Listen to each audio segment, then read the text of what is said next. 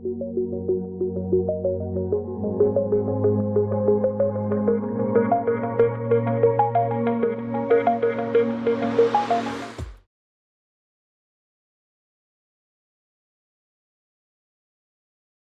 escritores, olá, leitores, futuros escritores. Eu sou Mauro Gardim, estou apresentando mais uma Difusão Literária e hoje nós vamos fazer um programa especial, fazer uma edição especial, que é também falando sobre a consciência negra, e trouxemos como convidada especial hoje a Juri Lua, está aqui, escritora, poeta, assistente social.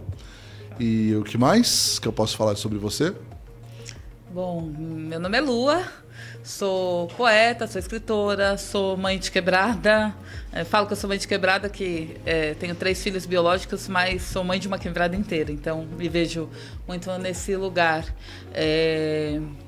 Tenho meus livros lançados, trabalho com literatura através do projeto Biblioteca Comunitária Conto de Fadas Periférico, que é uma biblioteca focada em educação antirracista e feminista, em Praia Grande, e desenvolvo esse trabalho voltado para a literatura preta, para a literatura afro, para o empoderamento de crianças pretas, usando não só o antirracismo, mas o lugar afrocêntrico, que é a valorização da cultura negra. Nossa, muito importante o teu trabalho. Eu gostei pra caramba do trabalho dela. E você começou a escrever quando? Quando você sentiu que você falou, esse eu vou começar a escrever agora. Conta um pouquinho da sua trajetória. Olha, eu sempre gostei de ler. Eu acho que, assim, para além de escrever, eu sempre fui uma criança que gostava de ler. Eu era uma criança que aprontava muito, mas que vira e mexe ia pra biblioteca, assim, sabe? Era aquela criança do fundão, tal, mas sempre fui muito estudiosa, sempre gostei de ler. Na adolescência devorava livros e aí eu engravidei cedo. E aí a maternidade ocupa muito tempo. Então, escrever foi ficando num cantinho, assim, né? Na adolescência escrevi em diário, mas tive 3 filhos durante a adolescência. Então, nunca me vi nesse lugar de escritora. Me via em funções mais subalternas, fui fazendo várias outras coisas, profissões que eu tenho muito orgulho, mas que são esse lugar de subalternidade. Empregada doméstica, fazendo vários outros serviços. E aí, depois de muito tempo, assim, já com meus quase 30 anos, já estava até meio conformada com esse lugar social que eu estava. Eu passei, infelizmente, a sofrer agressões físicas. Nossa. De um relacionamento anterior que eu tinha, que era um relacionamento muito violento.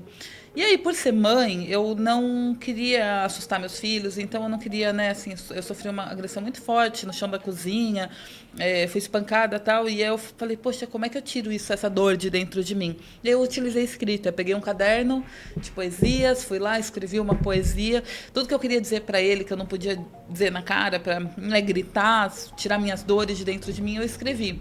E aí eu vi a escrita como esse lugar também de desabafo. Então, por exemplo, se eu estava andando na praia e eu vi uma situação um pouco mais violenta com um menino que era abordado, falava, se eu me meter aqui, de repente eu complico essa situação, eu também não sei o que está se passando ali, vou escrever sobre isso. Então, fui usando a escrita como ferramenta de voz, de fala, mas não me via escritora. Em 2020, em 2017, eu participei de um concurso de poesia, onde eu conheci meu atual companheiro, e ele falou, olha, eu acho que você é escritora. Eu falei, não, imagina, escritora, não, eu não me via nesse lugar. Para mim, escritora era, sei lá, né, outras pessoas, né, não me representava isso, nem conhecia uma escritora que parecesse comigo. Eu falei, não, imagina. Mas sempre parti daí comecei a escrever poesia e tal, e aí em 2020 eu lanço meu primeiro livro, Mulher do Fim do Mundo, que traz essas poesias maternas, sobre a minha vivência, sobre esse lugar, e aí a partir daí eu deslanchei, a partir daí eu falei, sou escritora mesmo. Então essa sua experiência, ela, na verdade, eu estava já pensando em que ia ser um projeto de gaveta, não, mas ele acabou sendo finalizado.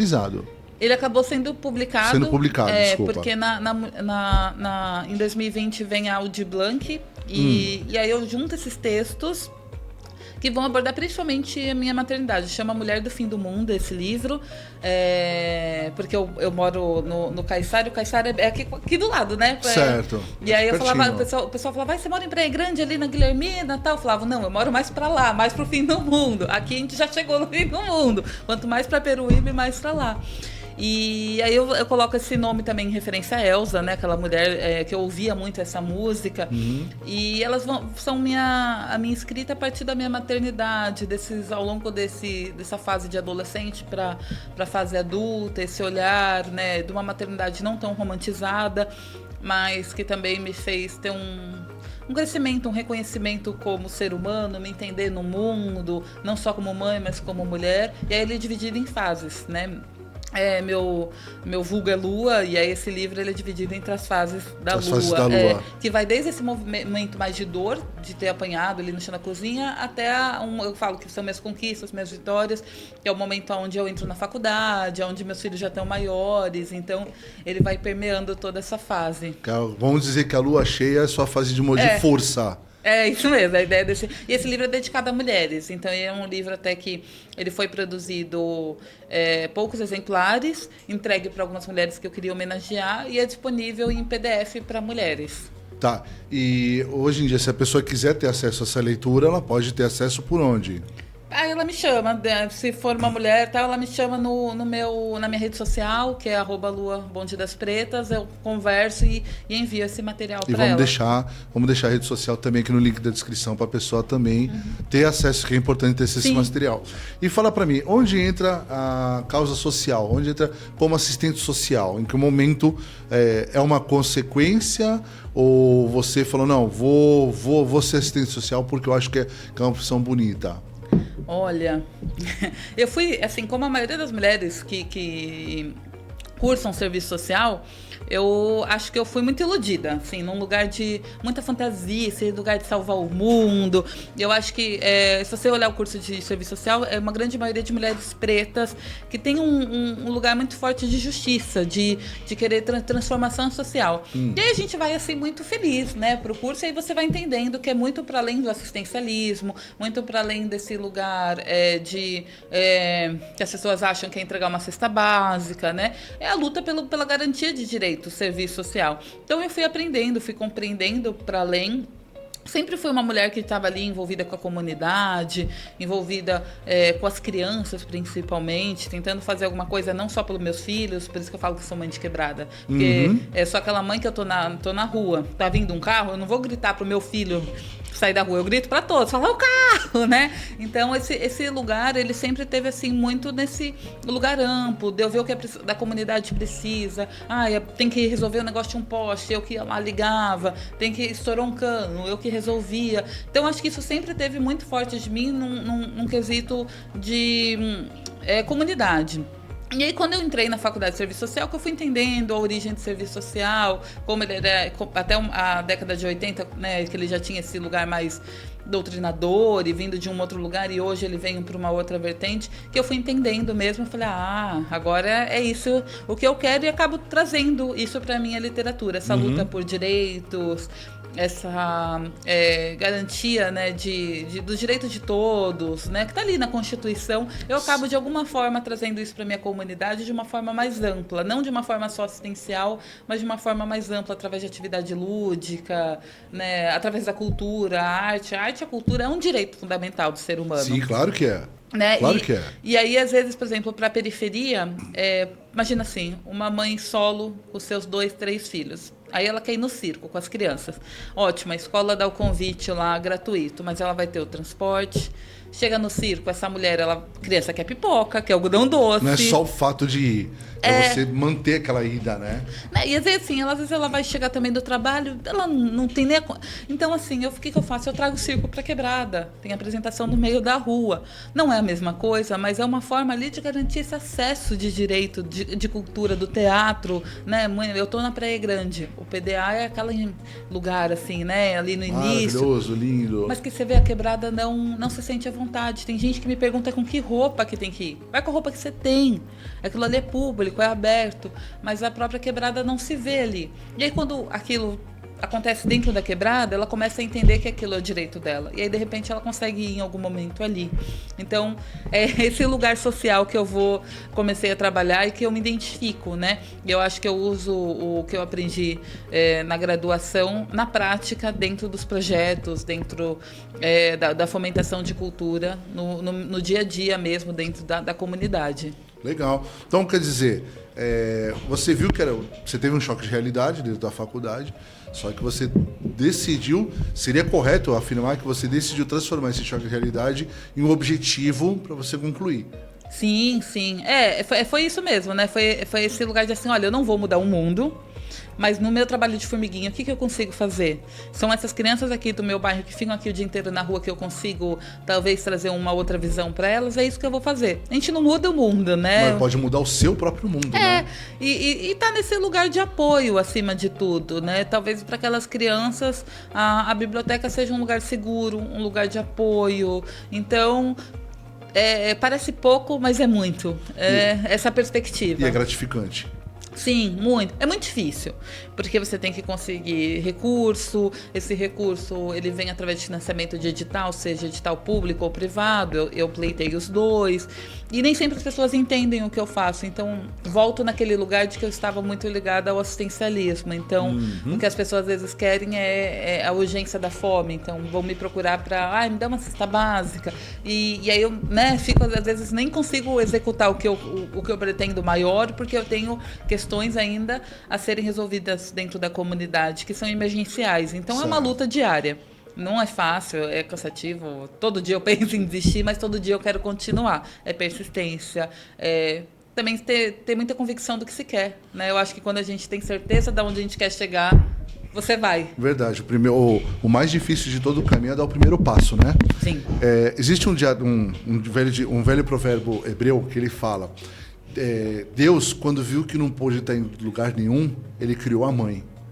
E assim, vendo o seu trabalho agora, eu estou percebendo o quanto que esse provérbio ele é certo. Né?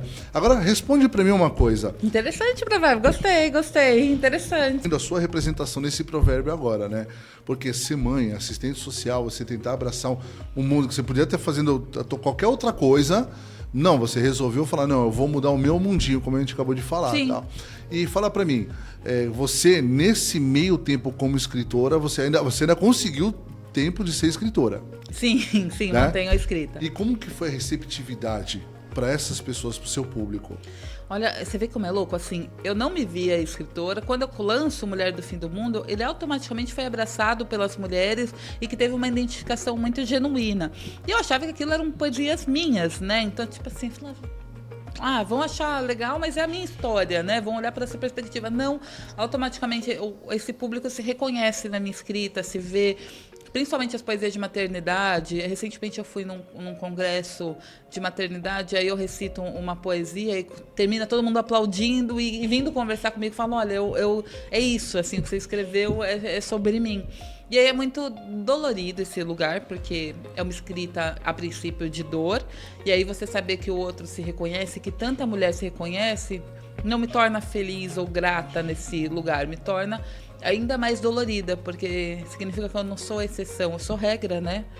Então, violência ainda é muito comum dentro das famílias. Ou talvez não seja por causa disso. Ou talvez que o mundo seja mais cruel do que a gente imaginava, né? Então, e essa perspectiva te dá pesa um pouco na cabeça, assim, sabe? Dessa identificação. Por outro lado, a escrita, ela é bálsamo. Então, muitas mulheres também falam, olha, eu vou escrever, ou me trazem já texto, eu escrevo isso, o que você acha? Eu falo, acho o máximo, eu acho que você pode escrever isso e muito mais. Então, e fora a conexão, né? Porque a escrita, ela vai te conectando com pessoas e mulheres, e aí quando você vai ver, você vai conhecendo gente interessante e fala, cara, que legal também que a escrita me trouxe até aqui. O universo literário traz isso pra gente. É muito interessante você conhecer pessoas que de repente você não conheceria. Às vezes você não conhece nem a pessoa, mas você conhece o livro, começa a conversar com a pessoa através do livro, depois isso passa para uma conversa aí num aplicativo, numa rede. Teve pessoas que eu demorei aí uma caminhada para conhecer, mas elas já eram amigas, né? né? E eram amigas através da troca da literatura. Ela lia meu livro, eu li o livro dela, Mara Mendes, por exemplo, que é uma escritora de São Paulo maravilhosa. Eu li o primeiro livro dela, que é O Povo de Rua Resiste. Ela leu o meu primeiro livro, depois eu mandei o segundo, ela me mandou o dela e aí viramos amigas, assim. Nossa, é bem legal isso. E aí você está agora participando da difusão literária, participando dos eventos também, né? Sim, isso é muito importante. Isso é importante. E no que a participação de eventos fez diferença para você?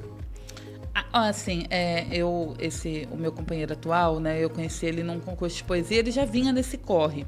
Então eu aprendi muito com ele, né? Eu comecei a participar de feiras com o Panda e aí inicialmente eu não entendia o que era aquilo. Porque você fica horas ali, às vezes você não vai vender quase nada, vai vender. Ninguém, né? Às vezes você vai vender 2, 3 livros, mas é muito para além da venda. É para essa troca, essa conversa de você estar ali, mas você vai conhecer outras pessoas, outros escritores. O encontro dos escritores foi interessantíssimo, o daqui de Mongaguá, mas principalmente de Itanhaém, assim, toda a estrutura. E você vai conhecendo pessoas, vai conhecendo professores, Sim. vai podendo colocar seu trabalho. Eu participo da Feira do Estudante em Praia Grande.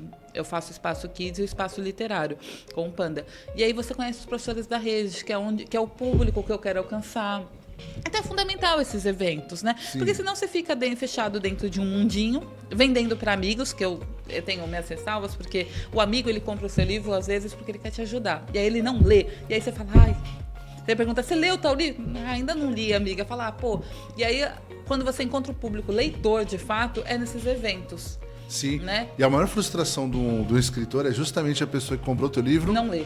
Não lê. Não, aí você fala, é legal que você me fortaleceu, mas quero que você leia, quero que você critique, que não quero que você diga que foi bom, quero que você diga, que você faça os seus apontamentos, né? O objetivo não é só você. É claro que é importante você ter o teu dinheiro, claro, né? Sim.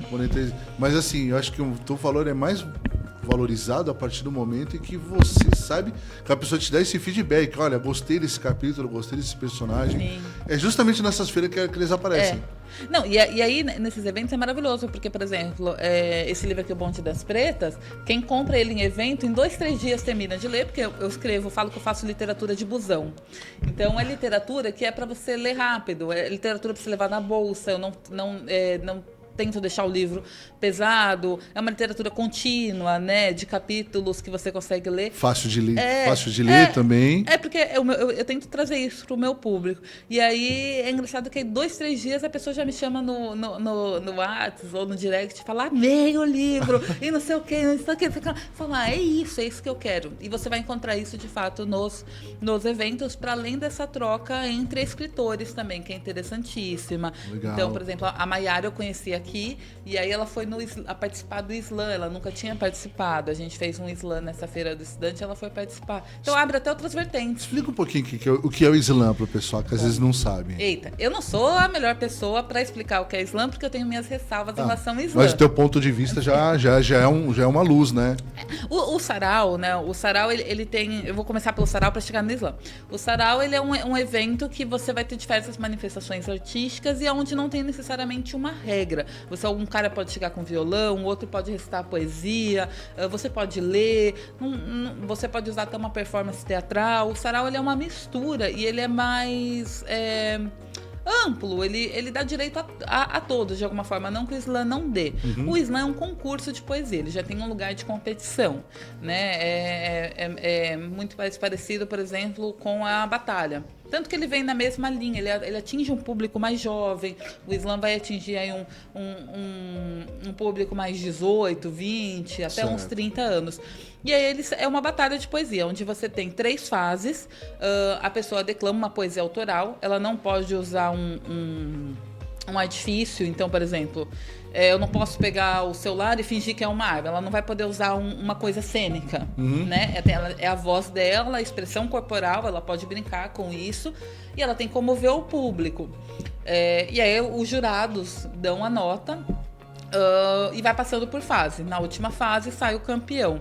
A minha questão particular com a poesia declamada no slam é que como ela tem esse artista, ela vai ter que comover o público, é muito comum você usar poesias que tenham um contexto social muito forte de dor, porque aquilo vai tocar o outro. O gatilho da identificação, né? Isso. E aí, por exemplo, hoje tem você em São Paulo, você tem um slam que é diferenciado, que é o slam do amor. Então são poesias de amor. Mas se você está no interescolar, eu já vi isso acontecer, e uma menina corajosamente trazer ali a sua poesia de amor, ela vai ser pontuada um pouco mais baixo, né? As pessoas querem esse lugar mais identificação de dor. E aí eu tenho esse meu lugar, mas que eu prefiro não declamar minhas poesias dolorosas. Mas eu acho que ele é uma manifestação muito jovem, muito vibrante também ao mesmo tempo, né? E ele, apesar de não ser assim extremamente convidativo, porque ele é competitivo, ele faz uma integração social muito, muito legal também, assim, sabe? Nas escolas, você tem hoje o slam interescolar, então, maravilhoso. Participei aqui em Mongaguá como jurada de slam, e aí onde tinha um tema, e eles desenvolviam, então desenvolve escrita, porque tem que ser autoral.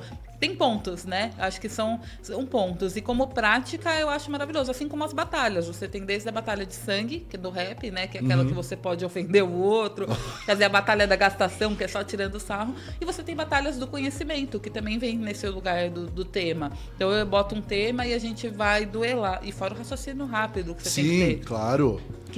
O slam você tem o tempo de escrever. Mas na batalha, não. Não, eu não tenho a menor condição que meu cérebro nem processa. Caramba, que legal. Fala pra mim um pouco assim, ó. Você tá falando pra mim agora que é assistente social e que você também faz captação de recursos, tá? Sim.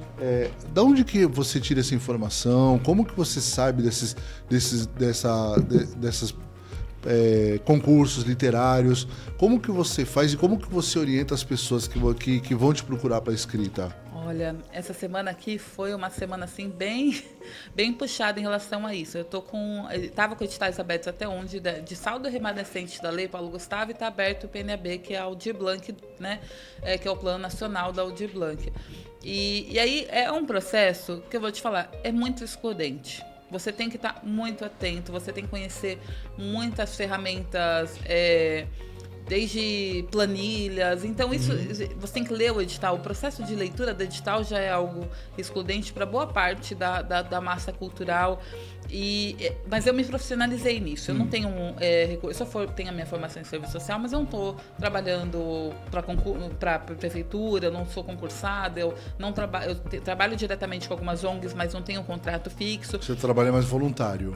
Não, trabalho com contrato, eu recebo, mas é um contrato às vezes de 2, 3 meses, aí renova 6 meses. Não é algo que mantém a minha renda. A minha renda e dos meus projetos, para manutenção minha e dos meus projetos, vem de edital. Então você tem que ter assim, e tem esferas digitais. Você tem esfera do edital municipal, quando abre na sua cidade, Paulo Gustavo, PNAB, é isso. Você tem PROAC, que é estadual, você concorre com o estado, aí é um outro nível, né? Você tem os editais do MINC, que é nível federal. Você tem edital privado, eu completei bastante edital privado, aí você tem sites que te mandam esses editais privados, que é o Prosas, Eita, esqueci o nome do outro. Mas o Prosas eu acho que é o maior que manda. E aí você tem que estar atento a essas informações, você tem que saber lidar com a burocracia documental, porque é uma burocracia enorme, né? Então você tem que saber fazer isso, tem que saber fazer planilha. É muito cruel, toma muito tempo. E às vezes tem editais de fase, que é o que mata, né? Que aí você passa na primeira, você fala agora vai, passou na segunda, quando você chega na terceira, de repente, por alguma coisa... Morreu na praia. É isso. E aí demora também. Você passa um edital da prefeitura, você espera esse dinheiro, você canta com o ovo no fiofó da galinha, né? É verdade. Porque você vai demorar, você fala assim, vai sair em março esse dinheiro. Mas esse dinheiro não sai em março. Esse dinheiro sai lá para julho, agosto. Então, assim... Não dá para ficar contando. Não. Você tem que ter organização financeira. Para artistas que queiram seguir essa linha, se profissionalizem, façam um curso. O Poiesis oferece esses cursos de forma gratuita. Dentro das cidades, normalmente tem sempre algum fomento, né? Inclusive para edital.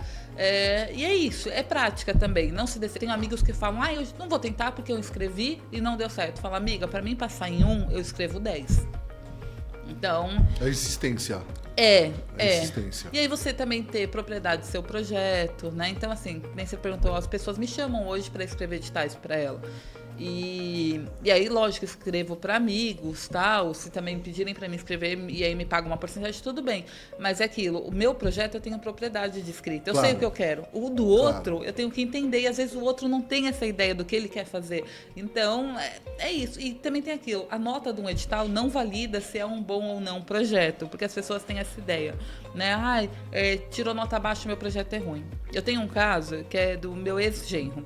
Ele não sabia escrever edital, abriu, eu falei, olha, tem esses editais abertos, inscreve, ele trabalha com programação, internet, ele faz, certo. E aí ele gosta de fazer desenho animado, uns vídeos, bem nerdola o moleque, assim, bem, um mundo bem diferente do meu. E aí ele escreveu, o projeto, eu não sei o que ele escreveu, deve ter escrito, não sabe escrever, escreveu qualquer coisa, tirou uma nota baixa, de 0 a 50 ele tirou 6.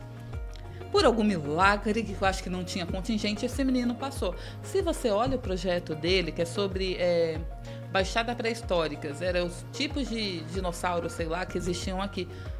A computação gráfica que esse menino fez, os vídeos, é explicativo. Aí ele fala da tartaruga marinha, é maravilhoso. A execução do projeto foi boa. Ele não sabe, agora ele me consulta, o que eu tenho que fazer? É isso. Eu vou orientando a prestação de conta, vou orientando tudo.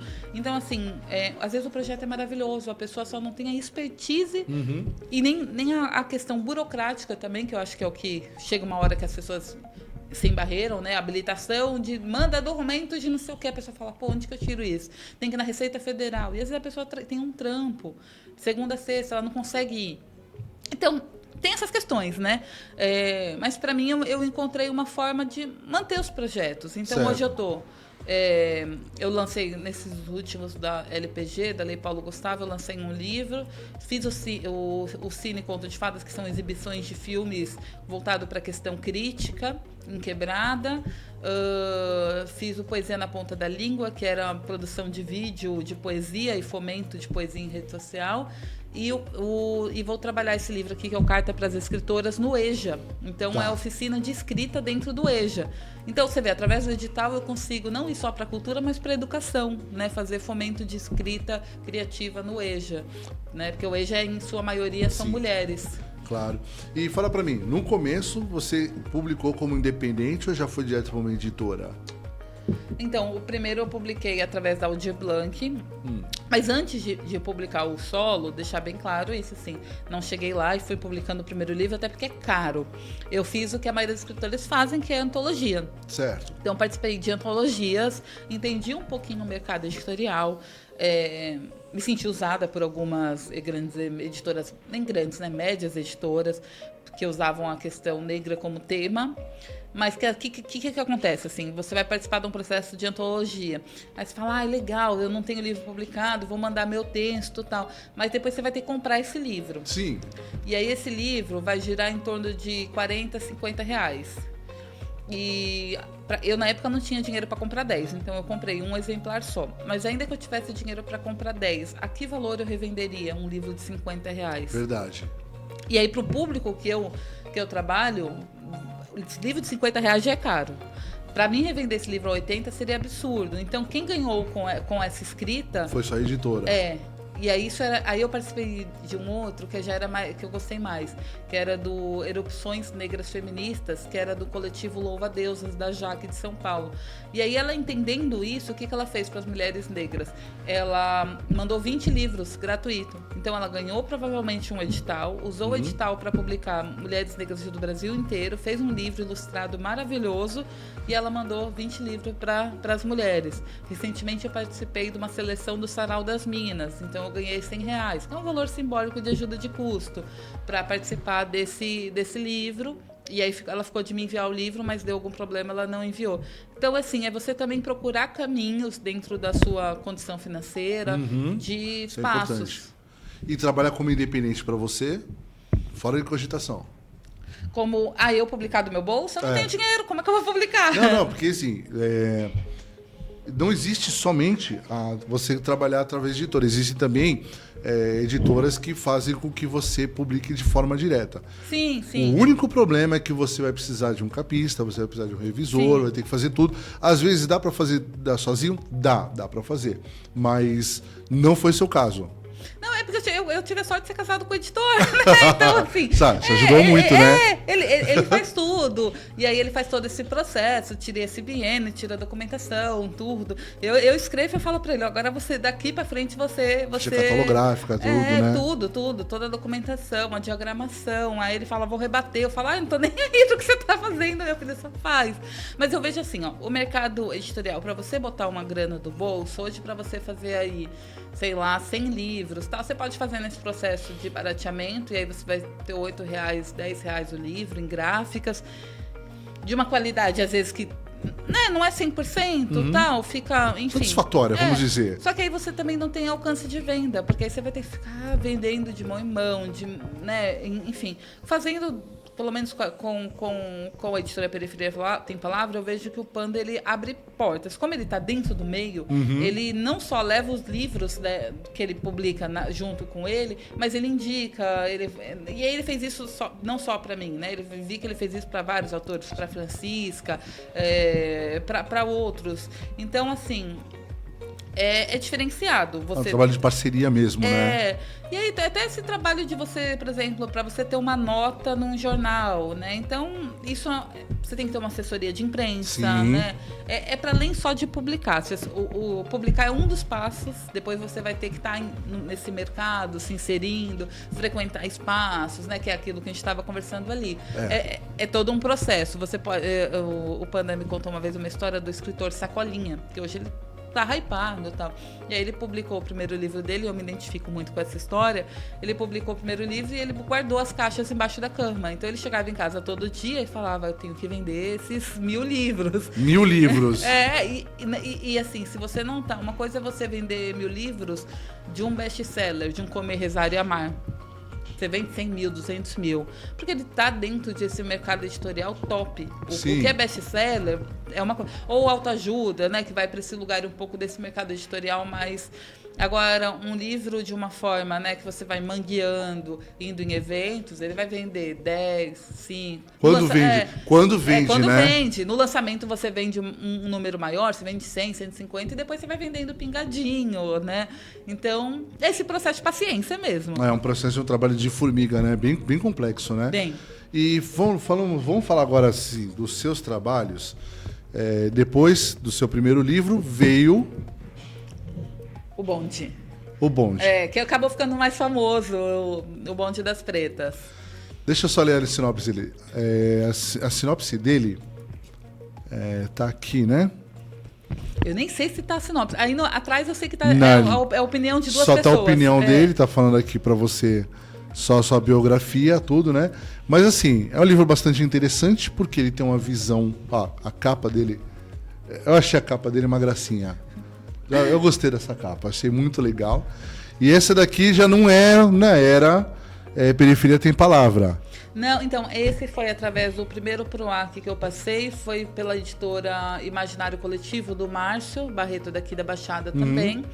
E o Bonde é assim, ele é o contraponto dessa literatura mais voltada para a questão das dores da mulher negra. Eu quis fugir desse estereótipo, né? Então, tudo... Parece que a mulher preta tem que escrever muito sobre a dor. Me incomodava muito. Assim, acho que não só a mulher, né? Parece que... A gente estava conversando a respeito. Parece que, no modo geral, né? Todo preto tem que mostrar que tem dor, tem alguma coisa assim, né? Esse lugar. E aí eu já li a Carolina, já tinha lido Carolina e tal. E eu sempre gostei de escrever erotismo, conto. A real, eu sempre gostei muito. E os contos, se você olhar na internet, são muito pesados. São alguns racistas, alguns não, muitos racistas, nojentos, machistas e tal. Então, não tinha muita coisa voltada para... E quando era voltado para uma leitura da mulher, era muito romantizado também, assim. Conta uma história... Aí eu... gente, não é isso que eu quero. Eu meio que vou chutar, tipo 50 Tons de Cinza, alguma coisa assim. Odeio esse livro. Odeio esse... Porque é um livro, assim, que eu falo, gente, como que pode, né? Você vê o que é o mercado editorial promover uma literatura, né? Ao ponto dela se tornar um best-seller sendo ruim. A história em si é péssima. Se eu contar pra você assim, olha, chegar pra uma mulher, é um homem que vai mandar em você, mas ele não vai te mandar em você só na cama. Ele diz a roupa que você veste, ele diz a comida que você come. Se você fizer isso aqui no lábio, ele não gostou, é pra você parar. você não vai vender esse livro, mas a forma como ele foi vendido é isso. E a menina ainda é controlada pelo dinheiro, né? Que colocou ela como um objeto. Como objeto, literalmente. Foi a romantização do extremo machismo.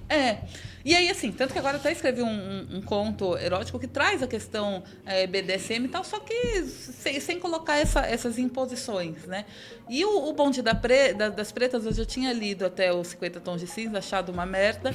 E aí eu falei assim, poxa, eu quero escrever um romance onde sejam sobre mulheres pretas, porque mulher preta também em romance quase você não encontra. Eu cresci lendo Bridget Jones, então o que eu tinha ideia de romance, até hoje eu ainda leio muito, são os romances ingleses, né? Você vê assim, tem muita escritora inglesa que ela vai criando esse lugar e tal. Então, tanto que a minha primeira poesia que eu declamei nesse concurso era uma poesia assim: eu sou uma mulher periférica lendo romance inglês segurando na trave do busão. Então, assim, né, enquanto a heroína norte-americana ou inglesa tá lá vivendo a vida dela, ela é jornalista, ela anda com a bolsa da Gucci, eu seguro a sacola da feira, né? Então, e aí você não tem essa representatividade na escrita de conto, de romance. A mulher que quando ela vai aparecer ali é aquele lugar, sei lá, secundário, né? É igual na novela, né? Às vezes é a empregada tal. Eu queria colocar essa mocinha negra que fosse, assim, também um pouco atrapalhada. Ela que fosse a protagonista, né? Tivesse papéis de protagonismo, que ela é engraçada, que ela se diverte, que ela é atrapalhada. Então, o Bonde é a história de 4 amigas, que eu quero sempre valorizo a Baixada, que alugam uma casa em Itanhaém. Eu tinha a imagem de Mulheres de Areia.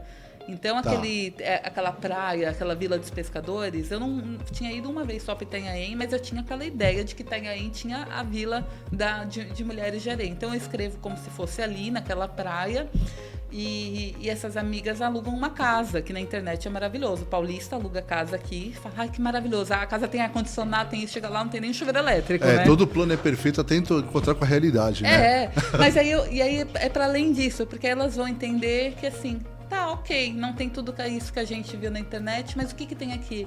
Vamos conhecer essa comunidade local, vamos conhecer a cultura daqui. E elas vão conhecendo pessoas, vai passando um carnaval diferenciado, vai falar sobre liberdade, sobre aceitação de corpos, né? Eu descrevo uma cena, vou dar um spoiler aqui, por exemplo, uma cena onde uma mulher gorda sentando numa cadeira de praia e essa cadeira quebra. Então essa mulher gorda é rechaçada, ela é vista, quebrou a cadeira, todo mundo ri. Agora, se um homem, independente, né, você pode ser forte e tal, se ele quebra uma cadeira, automaticamente as pessoas falam, essa cadeira já estava para quebrar, porque a culpa é da cadeira. Então é um outro lugar, né? Então eu vou trazendo isso em relação de uma forma divertida, com humor. Ver um paninho junto, né, ali, né? Porque para a mulher esse lugar de julgamento estético sempre uma imposição maior, né? Sim, verdade. E aí eu vou trazendo isso através do humor, da brincadeira, mas trazendo esse lugar de liberdade de corpos, de liberdade de pensamento. Essa capa quem produziu foi minha filha, a Ellen, e a proposta era isso, assim, corpos diferentes, mulheres diferentes, mas que são ligadas pela amizade. Então chama Bonde das Pretas porque são 4 amigas. Eu achei linda essa capa, achei muito legal. Muito mesmo. E ela já foi, então, aí passou desse daqui, aí depois foi para Carta às Escritoras. Isso. Já na era Periferia Tem Palavra. Isso. Aí o Carta para as Escritoras, ele entra num lugar muito de leitura, de pesquisa. Engraçado, até o Bonde das Pretas, eu já tinha lançado 2 livros, mas eu não me vi escritora. Por quê? Porque a minha escrita era sobre ou a minha realidade ou a realidade que eu gostaria de viver. Todo mundo pergunta, Lua, porque uma das personagens do Bonde das Pretas sou eu, né? Chama Lua. E as pessoas leem e falam, nossa, você fez essa viagem maravilhosa para Itanhaém? Eu falei, gente, eu sou mãe desde os 16, eu não fiz viagem para lugar nenhum. Mas era o que eu gostaria de ter feito. Então, no primeiro eu vivi, no segundo eu sonhei, e aqui eu pesquisei. Então, aqui eu leio Chimamanda, leio Angela Davis, Carolina, Conceição, leio essas mulheres negras, seus escritos, Lélia, tentei ler, Beatriz. Leio também mulheres que não são conhecidas, porque a gente tem uma imensa produção de escrita negra que não entra dentro desse mercado editorial. Eu escrevo para Dona Mazé, que é uma senhora que faleceu em Praia Grande, escrevo para Karine, que é uma escritora pernambucana, vou escrevendo para a escritora de Moçambique, que eu acabei tendo contato, para diferentes mulheres. E aí eu vou escrevendo como se fosse cartas, porque quando eu li o Diário de uma Favelada de Carolina, eu tive a impressão que eu conhecia ela, como se a gente fosse amiga.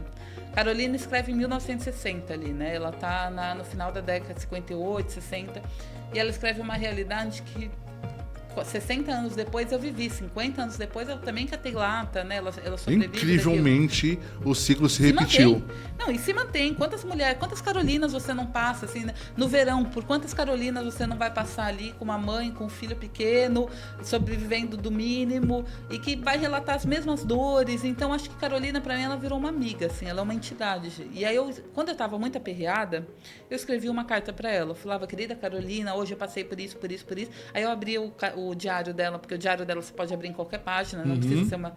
E aí ela me respondia aquilo de alguma forma. É o que eu falei, a literatura é muito mágica. Ela meio que se comunicava com você. E para mim, eu continuo recebendo cartas dela. Eu fui na Bienal, aí na Bienal eu senti que eu tinha que comprar o Casa de Alvenaria 2. Eu já tinha lido um. Então, para mim, aquilo é uma outra carta que eu recebo dela.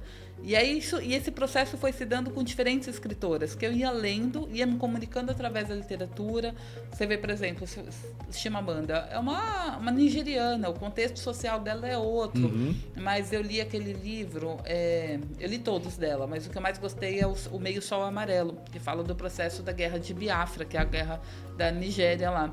E aí me coloquei naquele lugar, falei, poxa, como será, né, essa mulher que viveu no meio de uma guerra? Então eu escrevo uma poesia para ela, né? Ela vai ler? Provavelmente não. Mas é essa ideia de que a literatura transpõe barreiras sociais, conecta as pessoas, geográficas e te torna amigas mesmo. Tem personagens que a gente fica amigo, né? A gente lê às vezes um livro, você conhece aquela pessoa. Às vezes até melhor que si mesmo, né? Aquela pessoa se torna parte da sua vivência. Quando termina o livro, você fica triste. Você fala, nossa, acabou, eu torci tanto pelo fulano. Então, eu acho que ele é muito essa brincadeira. E é uma forma também das pessoas conhecerem outras escritoras a partir das minhas perspectivas e lerem esses livros. Então, recomendo. E delas escreverem. O que eu quero fazer com ele? Um dos meus projetos que eu vou executar ano que vem é ir nas escolas EJA, que tem em sua maioria... tem mulheres assim acima de 30 anos, né? É um público já mais velho que volta a estudar, que tem dificuldade de escrita, que às vezes quer até se preparar para o vestibular, e o terror do Enem é a redação. Então, se a gente, em vez de começar trabalhando por uma parte técnica, trabalhar desenvolvimento de escrita numa forma poética e de diário, seguindo aí as escrevivências de Conceição Evaristo e a representatividade de Carolina, a gente consegue desenvolver texto, formação de texto, a ideia, mas de uma forma mais leve, né? Mais descompromissada. Então, através da carta, eu acho a carta muito engraçado, porque a gente parou de receber carta, né? A gente, quando recebe na caixinha do correio, é boleto e propaganda. Mais boleto do que até propaganda, né? E aí eu acho que esse lugar de você escrever uma carta é muito interessante, porque a carta, às vezes, você lê e aí você guarda. Um outro dia que você tá mexendo na sua coisa, você acha aquela carta, você chora, né? Você lê. Então a carta traz muito isso. A tecnologia acabou com o romantismo disso, né? Porque a mensagem, você vai ler de novo, vai estar aqui, né? Ela não tá isso, né? Não, depois apaga, né? Então, eu acho que é isso. A carta, ela traz esse lugar sentimental, as pessoas se identificam, e a minha metodologia, brincando um pouco com esse lugar de diário e de escrevivência, né, desse conceito que a Conceição traz, eu acho que vai funcionar. Ainda testei mais ou menos, mas pelo que eu percebi da receptividade, funciona. E aí, falando em receptividade, como foi a recepção? Ele é um livro que, assim, o bom de qualquer um ler. Esse daqui, para você ler, você tem que gostar de literatura negra. Então, assim, ele é um público muito mais específico, mais nichado. Isso. Aí, ele é até um trabalho assim, quando eu vou vender, eu tenho que explicar essa ideia. Professores gostam muito, ele é bom porque ele é didático, você consegue trabalhar em escola, mas é isso, ele tem nicho, né? Então, quem vai receber ele já tem pelo menos uma base ali, né? Não fica tão solto. O outro... Meio que a pessoa está esperando. Agora, o Bonde das Pretas, ele já é mais descompromissado, né?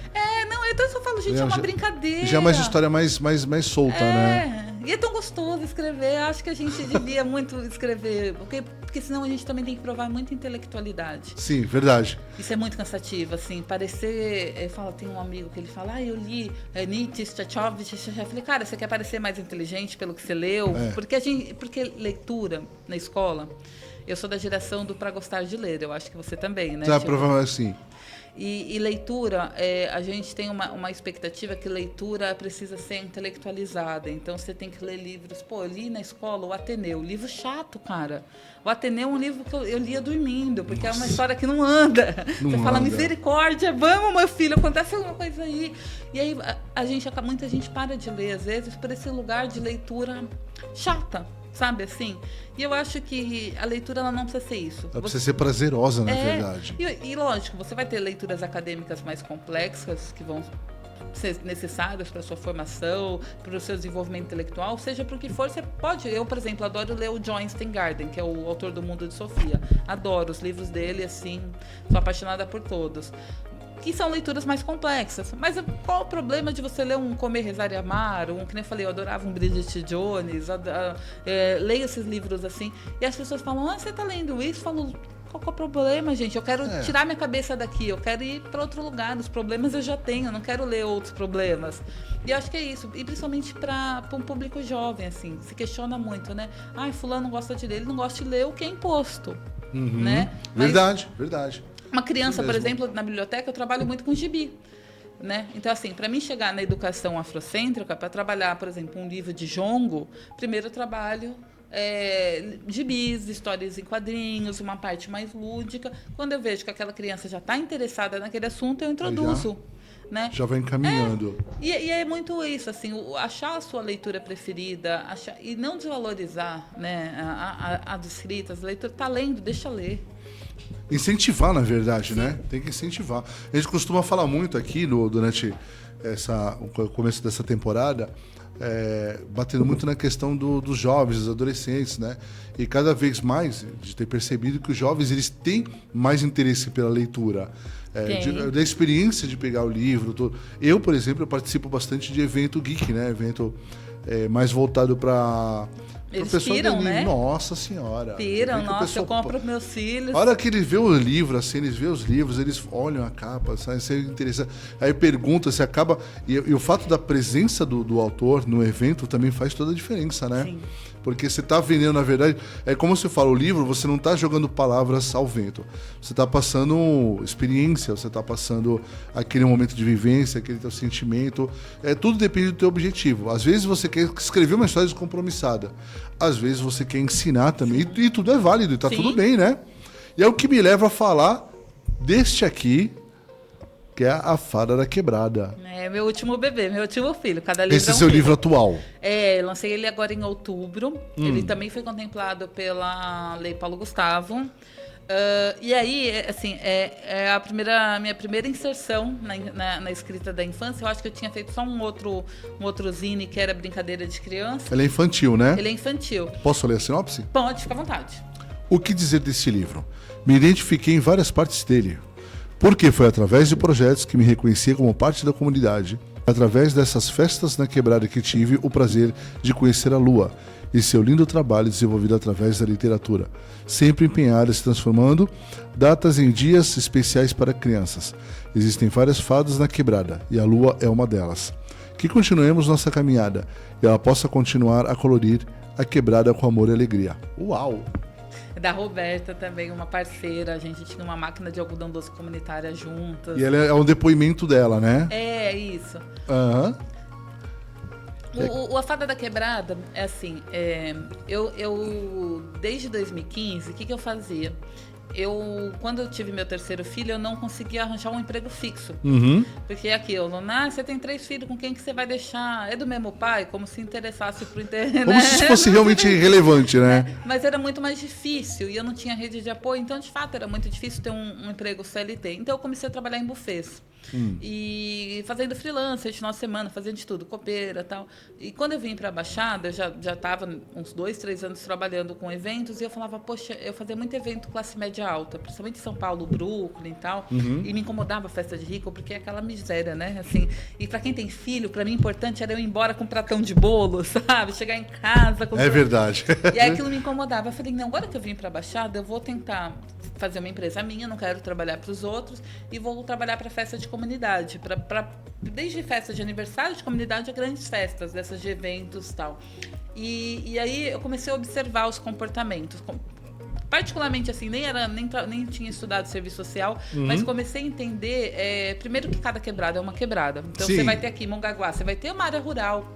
A criança que cresce ali é diferente da criança de Santos. Sim. A criança do morro é uma criança de Cubatão, às vezes nem vê praia. Você vê que doida, assim, a criança tá na Baixada, ela vê praia uma vez por ano. Tem criança que não conhece a praia. É, cada universo, né? E cada quebrada é uma quebrada, né? São Vicente é outra realidade social, né? Você tem bairros de São Vicente mais violento, você tem Morro de Santos mais complexo, você vai indo para Peruíbe, você vai ter crianças num lugar até mais assim, mais pacato, né? Aquela vida que passa o cavalo na rua, Sim, né? sim, verdade. E aí eu olhava assim, quem são as pessoas que movimentam essa quebrada? Normalmente eram mulheres de pouca instrução, né? Às vezes aquela tia que fez até a 4ª série, que ela chamava de antigo primário, mulheres pardas, negras, né? Mas que você vê muito sofridas. Eram mulheres que às vezes não tinham nada, mas que ela dava um jeito de uma magia, um ziriguidum que essa mulher faz, né? Não sei da onde, fé. Ela não consegue grana para ela, mas ela consegue uma grana para fazer uma festa que tem bolo, cachorro quente com fartura, refrigerante. Ela arranja apadrinhamento, que no Natal ela dá roupa, presente, que às vezes para aquelas crianças é o único presente que ela vai receber no Natal. Verdade. É a roupa do Natal que aquela criança vai usar. Verdade. E aí eu falava, pô, isso é uma magia que essa mulher faz, né? É um lugar mágico, elas são como se fossem fadas. Eu gosto muito de contos de fadas, assim, eu sou muito... na minha época não tinha princesa Disney que eu me identificava, mas eu adorava, assim, né? Então gosto muito desse lugar. E aí eu resolvi escrever A Fada da Quebrada, que é a fada que ela não tem asa, ela vai de busão, ela não tem varinha de condão, ela almoça marmitex, em vez de dormir em nuvens de algodão, ela dorme em colchão, ela é amiga e parça do Papai Noel e ela transforma a quebrada, ela mora depois de tão distante, né? Então é essa brincadeira, e eu saí homenageando essas mulheres, fui entregando livro para essas mulheres, entreguei para Incubatão, para Dona Marli do Instituto Isaac, que faz um trabalho maravilhoso, para a Biblioteca Comunitária dos Criadores em Santos, em Praia Grande, inclusive em Mongaguá, Peruíbe, Itanhaém, que vocês conhecerem uma fada da quebrada, me dá um salve que eu quero ir homenageá-la. Com certeza. Merecido. Merecido. A ideia é essa, né? Aí você vê essa imagem aí, a fada esperando o ponto no busão, né? E a ilustração quem fez foi a Ellen, minha filha, também, né? E aí esse livro foi, na verdade, uma parceria dupla. Então, assim, esses desenhos são da Ellen e aí a Ariane, que é aquele processo que você falou de construção de um livro. A Ariane faz essa parte de diagramação para mim, é uma diagramadora de São Paulo. Porque, certo. assim, para fazer um livro desse aí, são pelo menos umas 5, 6 pessoas trabalhando comigo. É que o Panda fez o trabalho ainda de revisão, mas a Ariane refez. Então, tratamento de imagem, aí manda para gráfica. É bastante gente que trabalha. Bastante gente envolvida no processo. E aí ficou essa obra linda, maravilhosa. Eu gostei muito. E assim, eu trabalho com criança, acho que desde sempre, sabe? Assim, desde quando era animadora ali de festa, sempre gostei muito desse lugar. E ter o primeiro livro infantil nesse universo é muito interessante. Faço contação de história e tal. E poder escrever para criança é um outro lugar lúdico, né? De brincadeira com as palavras também. Então é bem interessante. E um pequeno ato, como escrever um livro assim, talvez pode mudar para sempre a realidade de uma criança, né? Sim, não, outro dia foi o primeiro, acho que o segundo evento que eu fui no Morro do Santa Maria, em Santos. E aí, conversando com os meninos, eu faço pintura artística, continuei fazendo, né? Faço Homem-Aranha, borboleta no rosto, e os meninos conversando e tal. E aí ele falou assim, tia, você é escritora? Eu falei, sou. E eles faziam poesia, eles participam de um projeto que é Poesia, Papel e Caneta. E aí eles falaram, você é escritora? Eu nunca conheci uma escritora. Eu falei, não, sou escritora. Aí eles viram um livro. E o livro eu fiz pouquinho, eu fiz 100. Então a ideia era distribuir. Mas ele falando, tia, me dá um livro. Pô, não teve como. O que eu ia falar? Né? Como, né? Não, eu falei assim, pô, que da hora, sabe? E é nítido que aquele menino, eu vi ele declamando, é nítido que em algum momento ele vai escrever. Eu em Cubatão, eu tenho uma menina que eu fui fazer um trabalho na Vila Esperança. Eu atuo em toda a quebrada da Baixada. E aí na Vila Esperança a gente já estava atuando, é uma associação e tal, e a menina veio com uma caixinha, assim, um cestinho, com um monte de papelzinho enrolado, e ela leu, e ela toda vestidinha de princesa, assim, eu já me apaixonei, na Francisca. E aí ela leu a historinha que ela escreveu. Aí eu já chorei, assim, que eu me emocionei. Falei, gente, eu tenho que fazer um livro dessa menina, porque ela é escritora, ela escreve. E aí dentro dessa caixinha, cada folha de caderno enrolada, né, como se fosse um pergaminho, era um conto, era uma fábula. Ela tem muito esse lugar de fábula que os animais escrevem. Acabamos lançando, o ano passado, o Baú de Histórias da Francisca, e foi muito legal, muito legal. Você não tem ele aqui, né? Não tenho, mas ele mandou a foto, você vai ver. A Francisca é, assim, uma princesa. E aí, qual que era a ideia? É fazer a Francisca ser um best-seller? Não. Era incentivar a Francisca a continuar escrevendo, a produzindo, a ir bem na escola. Aí a professora sacou essa ideia. O que a professora fez? Fez uma noite, uma tarde de autógrafo na escola, colocando a Francisca nesse lugar de escritora. Então, a Francisca se sente valorizada, continua produzindo, e os outros alunos são incentivados a escrever. Claro! Então, assim, é isso, sabe? Pra mim é isso. Nossa, eu levei a Francisca depois pra Unifesp, ela foi para a Feira Arte Preta de Santos do ano passado, e aí a Francisca, eu tenho certeza, assim, que o sonho dela é ser professora. Eu tenho certeza que ela continua no caminho da escrita, do estudo, e os pais delas também incentivam muito, a Adriana e o Zumbi lá da Vila Esperança. Faz bastante diferença. Porque é isso, é essa rede de apoio, né? Às vezes o Emicida tem uma frase que ele fala que a professora não... Teve uma professora que me salvou. Então, às vezes é isso, é aquela professora que te incentiva, que faz as coisas de uma forma diferenciada, né? Porque isso muda a vida da gente. Muda bastante. Muda. Qualquer coisa que você faça para incentivar, você pode fazer a diferença total na vida dessa pessoa. Sim. Né? Entre ela estar com uma arma ou com um livro, né? Você chegar e entregar um livro para essa pessoa faz muita diferença. Sim, e até do que nem eu falei, né? Eu nunca me vi como escritora, porque eu não sabia que eu podia ser. Quando você pergunta para uma criança assim, o que você quer ser quando crescer? Primeiro que você já está desvalidando que essa criança já é algo. Mas quando você pergunta uma criança o que você quer ser quando crescer? Na minha época, essa criança ela tinha como opção médica, advogada, engenheira. E não que eu não pudesse ser tudo isso, mas sendo mãe aos 15... a minha chance já era pouca por questão social, mas sendo mãe eu já me dificultei mais ali a minha vida. Mas nunca pensei em ser escritora. Será que dificultou? Será que... para ser médica? Com 3 filhos? Não, eu tô falando assim, não foi uma questão de ser médica, eu tô falando assim que pela história que você passou, pela história de superação, eu acho que você se tornou um ótimo exemplo. Sim. Não, mas eu digo assim, tem profissões que a gente nem imagina, né? Você raramente, a criança, ela vai te responder. Hoje até você tem uma geração que responde coisas diferentes, mas na minha época eram essas 3 opções que você... Nossa época era mais limitada, na verdade. Hoje você vai perguntar, a criança vai te dizer, você é youtuber. Meu filho falou, você é youtuber, né? Mas hoje você ainda tem um leque maior. Mas há anos atrás você só tinha poucas opções. Uma menina, ela sonhava às vezes em profissões de base, né? A informação não corria tanto assim, né? A informação não corria tanto assim naquela época e até o lugar de sonhar, o pai e a mãe da gente tentava sempre encaminhar porque ele achava que dava, né? Onde você consegue chegar. Hoje eu já fiz essa pergunta para as crianças que eles falaram, eu quero ser, como é o nome?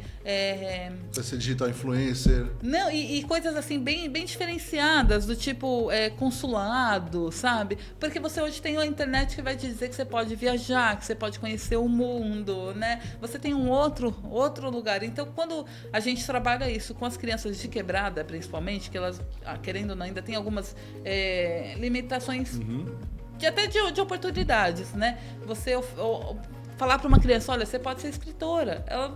É interessante isso, esse caminho, né? Por exemplo, alguém que dá um curso de teatro de graça, né? Encaminhar essa criança para esse lugar artístico, artes plásticas. A minha filha hoje ela ilustra e ela faz artes visuais.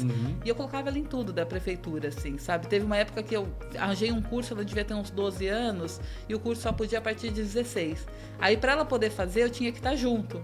Aí eu fiz o curso de artes junto com ela. Vai junto com ela, né? Então, assim... o que der para a gente incentivar essas crianças a sonharem, a serem o que elas quiserem, pensarem no que elas quiserem ser, sabe? Fugir desse lugar da violência que você falou. Sim. Né? Eu frequento quebradas que eu entro e que eu vejo as crianças brincando com os pinos. Os pinos são soldadinhos. A realidade daquelas crianças são aquilo. Como que eu levo para aquela criança outra oportunidade? Através da arte, da cultura, do teatro, do circo. Fazer a mente dela sair daquele lugar. Essa expansão. Ter a mente expandida.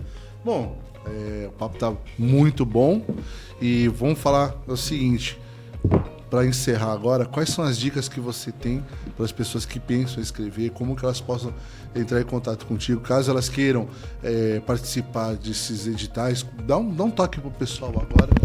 Pessoal, então, bom, vou deixar aqui minhas redes. Eu tenho a biblioteca comunitária, como eu falei, @conto de fadas periférico, e o meu Instagram pessoal, @lua_bonde das pretas. Já tô deixando aqui embaixo na descrição, tá? E, bom, você que está na Baixada Santista, quer concorrer aí aos editais, eu recomendo que você procure esses documentos, fique atento aos diários oficiais. Eu sei que é burocrático, mas é a melhor forma. Sigam as páginas das prefeituras. Esse processo é muito competitivo de edital, precisa se especializar, procure cursos, procure informações.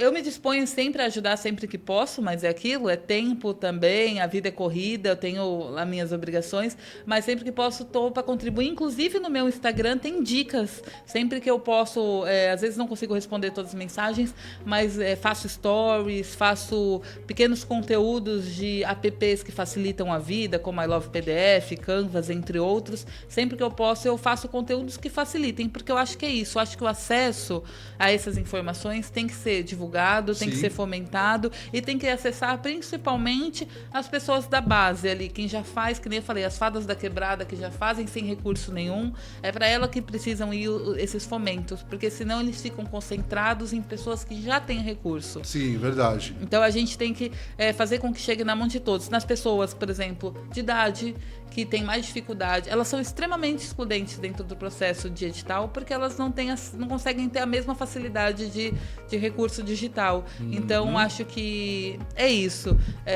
Procurar, de alguma forma, se você não tem facilidade digital, faça um curso presencial, que também é oferecido, para conseguir ter essa equidade de divisão de valores. E cada vez melhorar também, né? Sim. Cada vez melhorar. Para não só se sentir valorizado, mas para você dar um produto de qualidade, né? Sim. Um produto final de qualidade. Porque, como a gente estava falando agora, é só escrever o livro? Não é só escrever o livro. É passar sentimentos, passar mensagens. Por que não você ser melhor naquilo que faz? Sim, não. É um processo contínuo de formação. Não dá para parar. Não dá para parar. Eu falo que quem fica parado é poste. Dito isso, gente, muito obrigado. Tá? Vocês seguem os episódios anteriores também aqui nos Cales. E até o próximo episódio. Valeu.